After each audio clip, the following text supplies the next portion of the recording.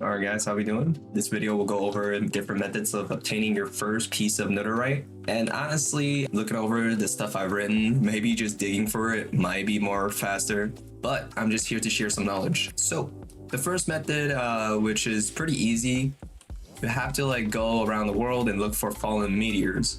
The meteor look like this. They spawn randomly in the overworld, and it's genuinely one of the easiest ways to get ancient debris. The mod that creates them is called Formation Overworld, and I will look up a wiki for it later and see if there's a predefined parameter for generating these, like if there's a specific biome, specific axis. If not, then this is what you have to just go off of, walking around the world, look for this type of structure, mine it, and you'll see ancient debris. Now the second method, it's a little bit more difficult because there's a few steps to it. The first step would be to get some liquid EXP. How do you do that? Is by using XP Drain Singularity Tank or the Experience Holder from Just Dire Things. This option is way cheaper. You could get it really fast early game, or you could do this method, which you have to go through a few more process. This serves more purposes beyond just giving you liquid EXP, automatically extracting your EXP, and then you can store it, reuse it. It's more handy than just this. But if you're just speedrunning Netherite, just go for this. Why do we want liquid EXP? It's because we are going to look for a mob, and then we're gonna hit it with our cotton swab, which could be created by using a 2-piece of wool, any kind of wool, with a stick. And I'll show you the area where this mob will spawn in.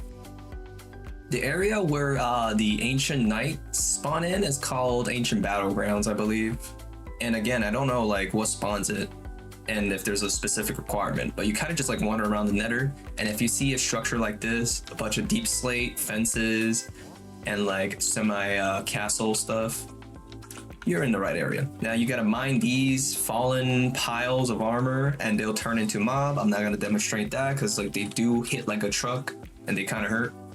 Once you cotton swab them by right clicking, you'll get this item. To use it, basically you need some kind of seed, any kind of seed, with the swab and a bucket of liquid experience. Right. Okay. So I gotta show you guys how the mob look like once they spawn in. They have a really wide reach and their damage is insane. Yeah, okay, with my armor, they still kind of hurt. They could go through walls, so be mindful of how far you're away from it. When you kill those mobs, they drop netherite scraps, which you could combine with gold to create your first netherite ingot. And then we have the last method, which may or may not take a bit longer than just you mining for ancient debris or looking around for the meteorites. We press L, and this brings us to our achievement menu. And you want to go look for this little weird white scream mask skull. Click on it, and it will let you know how to progress through the world difficulty tiers. When you press Control CTRL plus T, Control plus T, you'll bring up this menu, which lets you know what world difficulty you're on. And we're trying to reach Summit, I believe. Well, anywhere that lets us get mythical, because that's when the netherite start dropping, right?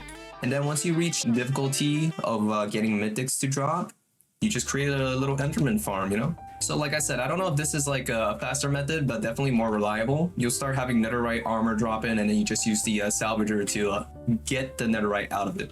As a bonus, I'm just gonna throw in how to create the netherite arrow duplication thing, because I put a image link, and looking back on it, I don't think it's specific enough. So here's how you make it. And depending on what material you use for the arrowhead, you could literally duplicate that as well. I particularly don't enjoy using silent gears because it's confusing and it's shoddy. I'm sure it has its uses, but it's just I don't really get it, man. Also, that's the crude diamond arrow we want to create. Try to look for feathers. All right, so now that we have our feathers, here's what we're gonna do next.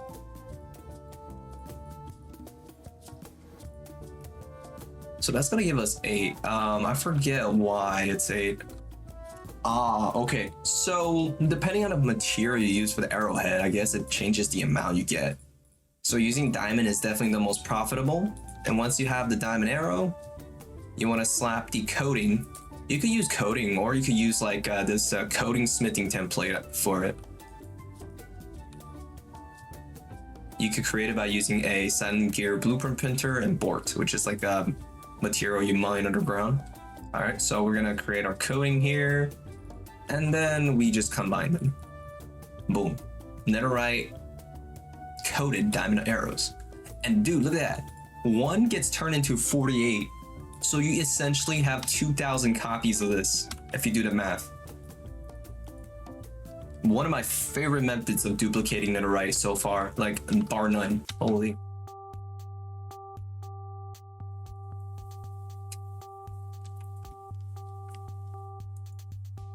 Excuse me? Never seen that before. What the hell? Oh, that's cool. Okay, that was not intentional. So that's a quick way to travel between portals, I guess. Just pop on your broom and then like it teleports you instantly to the other fucking dimension. Interesting.